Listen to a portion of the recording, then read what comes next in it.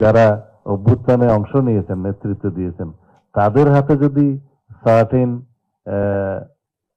কিছু কিছু যারা আমাদের উপরে মানে স্টেট অর্গান, স্টেট অপারেটর যারা আহ, আমাদের উপরে হিউম্যান রাইটস ভায়োলেশন করেছে, ম্যাসাকার করেছে, মাস কিলিং করেছে, যাদের গুলিতে 1400-র বেশি আমাদের মানুষ শহীদ হয়েছে, আমাদের ছাত্র জনতা, তাদের বিরুদ্ধে আজকাল কিছু কিছু আওয়াজ হচ্ছে যে তাদের যে মামলা করার কি অধিকার নাই?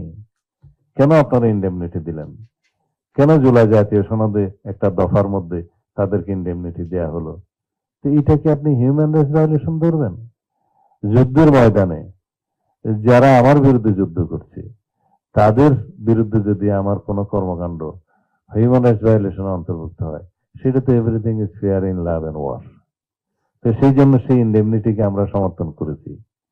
এখন যদি বলা হয় যে তাদেরকে মামলা করতে দিতে হবে, ইত্যাদি দিতে হবে, তাহলে মুক্তিযোদ্ধারা রাজাকারকে হত্যা করার দায়ী এখন মামলা করা যাবে?